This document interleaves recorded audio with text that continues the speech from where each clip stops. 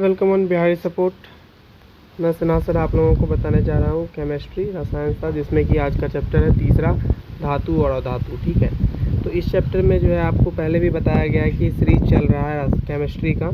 इससे पहले फिजिक्स का सीरीज चला था, उसमें आप लोगों ने पढ़ा था।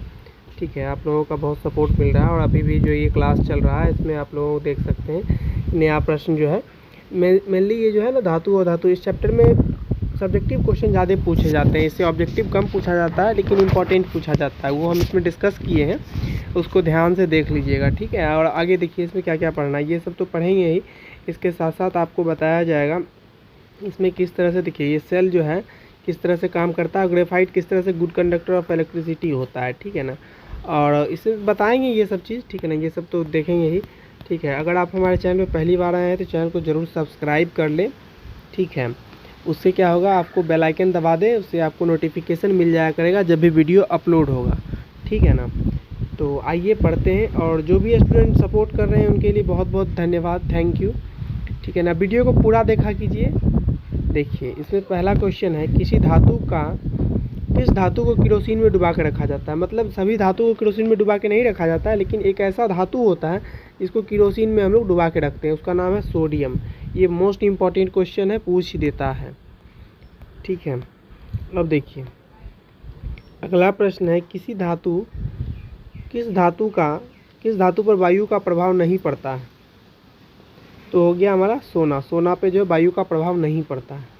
बॉक्साइट किस धातु का अयस्क है। ठीक है, तो ये एल्युमिनियम का अयस्क है, इसको याद रखना, ये भी महत्वपूर्ण प्रश्न है। कौन सा लवण समुद्री जल में पाया जाता है। तो NaCl, it is also important, ये भी इम्पॉर्टेंट है, ये भी पूछ देता है। ठीक है ना, एंड नेक्स्ट इज, किस धातु का विस्थापन उसके लवण के विलयन में लोहा द्वारा होता है। ठीक है, तो तांबा का। कुछ स्टूडेंट कह रहे थे कि सर इंग्लिश में बताइए, तो इंग्लिश में देखिए है ना कि बुक में आपके इंग्लिश टर्मिनोलॉजी दिया हुआ रहेगा, जैसे धातु है, मेटल है।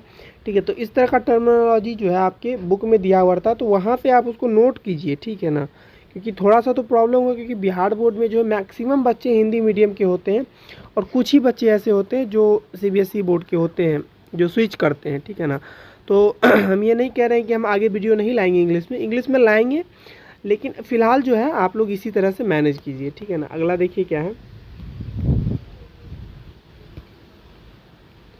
कौन सी धातु साधारण ताप पर द्रव रूप में पाई जाती है। तो मरकरी पारा, जो थर्मामीटर में पारा लगा हुआ रहता है, ठीक है ना, तो वो द्रव अवस्था में पाई जाती है। क्रियाशीलता श्रेणी में हाइड्रोजन के नीचे वाले धातु का क्या होता है। ठीक है, तो बताए थे कल के वीडियो में, नहीं देखे हैं तो डिस्क्रिप्शन में लिंक है चैनल का, प्लेलिस्ट का, वहाँ से देख लीजिएगा।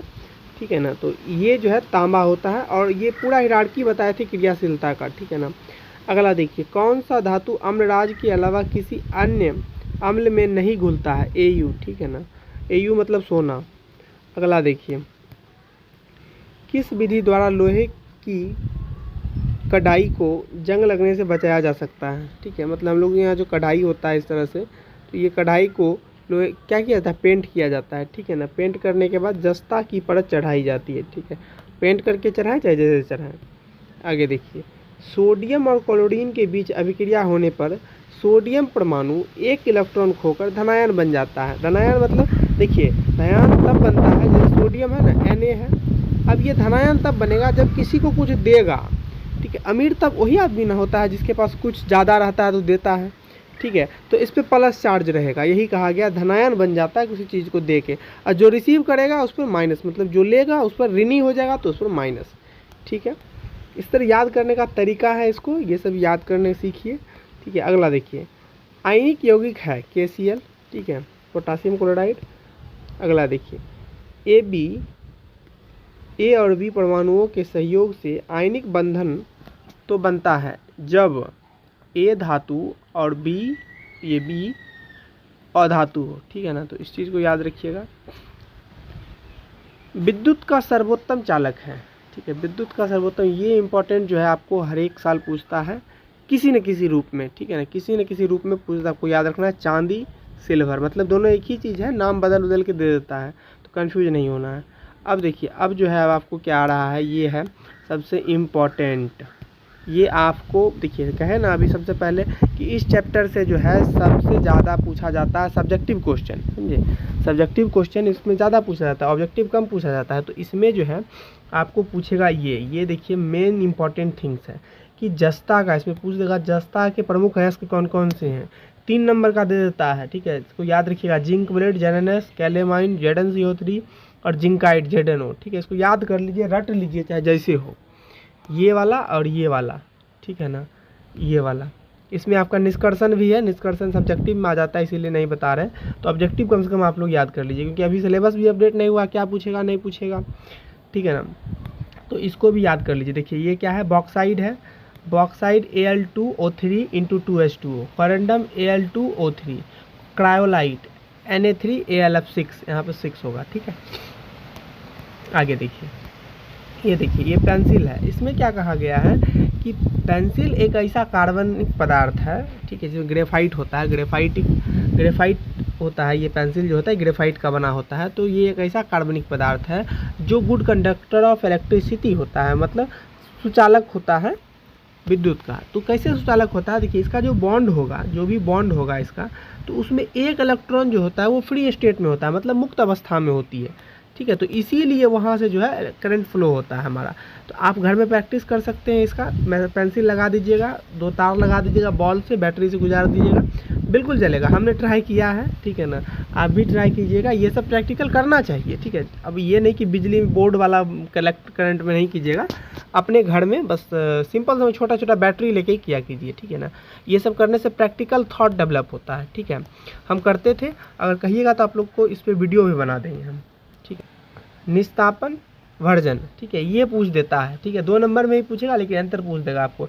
इसको क्या कीजिएगा, निस्तापन में लिखिएगा, इस प्रक्रिया में अयस्क को वायु की अनुपस्थिति में गर्म किया जाता है। इस प्रक्रिया में वायु की उपस्थिति, इसको ध्यान रखिए, इसमें उपस्थिति है, इसमें अनुपस्थिति है, ठीक है। अब इसमें देखिए यह ऑक्साइड एवं कार्बोनेट अयस्क के लिए होता है, ऑक्साइड एवं कार्बोनेट, और ये जो होता है हमारा सल्फाइड अयस्क के लिए होता है। बस इतना सा याद रखिए, इसमें अनुपस्थित, इसमें उपस्थित, वायु अनुपस्थित, वायु उपस्थित, ऑक्साइड कार्बोनेट, और इसमें सल्फाइड, ठीक है ना। तो इस तरह से याद रखिए इसको, ठीक है। अब देखिए पीरियोडिक टेबल है, तो पीरियोडिक टेबल को जो है आप लोगों को समझना पड़ेगा। कैसे समझते हैं, देखिए इसमें जो है एल्काइन ग्रुप है, देखिए इसमें कलर दिया हुआ रहता है कि इस कलर का ये है तो ये एल्काइन ग्रुप हो गया, ठीक है। अब देखिए ये जो है ये अदर मेटल जो है, देखिए ये कलर जो है ये इस जिस कलर का है उस तरह से जो है ना आप लोग मैनेज कर लीजिए। जैसे यहाँ देखिए नॉन नोबेल गैस है तो ये निष्क्रिय गैस आते हैं, ठीक है। आर्गन हो गया, क्रिप्टन हो गया, नोनेन हो गया, हीलियम हो गया, ठीक है, ये सब निष्क्रिय गैस में आते हैं, ठीक है। तो आपको ये सब समझना है, ठीक है, ठीक है।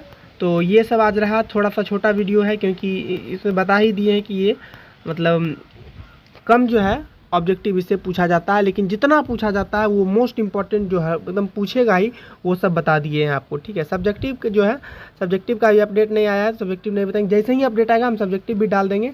तो सब्सक्राइब किए रहिएगा, तो उससे क्या होगा, आपको नोटिफिकेशन मिलता रहेगा, ठीक है। तब तक के लिए thank you all of you, मिलते हैं अगले वीडियो में।